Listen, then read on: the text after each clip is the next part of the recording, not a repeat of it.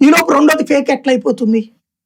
ఇక్కడ ఒక స్ట్రాటజీ ఏం చేస్తున్నదంటే వీళ్ళు ఆర్గనైజ్డ్ గేమ్ నడపడంలో సిద్ధాస్తున్నారు, లీగల్ గా కానీ స్ట్రాటజిక్ గా కానీ. ఇప్పుడు రాష్ట్ర ప్రభుత్వం వాట్సాప్ తో ఒక ఒప్పందం చేసుకుంది. దట్ మీన్స్ మెటాతోనే కదా ఒప్పందం వాళ్ళకి. అవును. అప్పుడు ఆటోమేటిక్ గా అక్కడ ఉన్న పెద్దోళ్ళు మనకు పరిచయం అవుతారు. మనకు కొంచెం ఎక్స్ట్రా ఇబ్బంది అనుకున్న వాళ్ళని తొక్కాలంటే ఎంతసేపు? నేను ఆ రోజు చెప్పా, ఇక మీకు త్వరలో వస్తుందని మన వీడియో కూడా చేసాను. అలా అనుకుంటే ఎవరు అధికారంలో ఉన్నా అలా చేయొచ్చు కదా, మెటాతో మాట్లాడుకొని.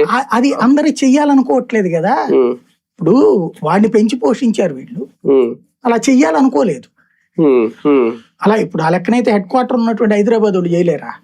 రేవంత్ చేయట్లేదు కదా.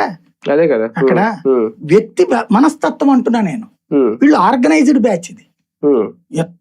ఒక వ్యక్తిని క్యారెక్టర్ అసాసినేషన్ ఇంకెవ్వడక్కర్లేదని ప్రపంచంలో.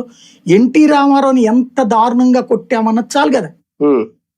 అసలు కాంగ్రెస్ కి వ్యతిరేకంగా ఒక పార్టీని పెట్టినోడిని చివరికి దాన్ని ఎవరు అనాలి, మనసు చంపుకుని చచ్చిపోయే పరిస్థితి వచ్చింది.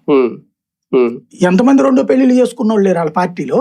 ఇంకోటి చట్టబద్ధంగా పెళ్లి చేసుకున్నాడు ఆయన. కానీ ఆ వ్యక్తిని కులటగా చూపించింది వీళ్ళు చూపించినంత దారుణంగా ఎవరికి జరిగింది చెప్పండి? ఇప్పుడు అట్లాంటి పెళ్లిళ్ళు ఉన్నోళ్ళు లేరా? నేను పేర్లు చెప్తే బాగోదు, వాళ్ళ వ్యక్తిగత జీవితం మనకు అనవసరం కూడా. ఎందుకు లేరు? ఇప్పుడు కూడా వాళ్ళ ప్రజాప్రతినిధుల్లోనే ఉన్నారు అట్లా పెళ్లిళ్ళు చేసుకున్నవాళ్ళు. మరి వాళ్ళెవరికి లేని ఈయనకి ఎందుకు వచ్చింది?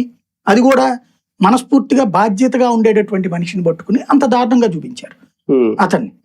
వాళ్ళ చేతిలో ఉన్న మీడియాతోనే సాధ్యమైంది కదా. అట్లాగే ఇప్పుడు ఏం చేశారు? ముందు నేను అబ్జర్వ్ చేసిన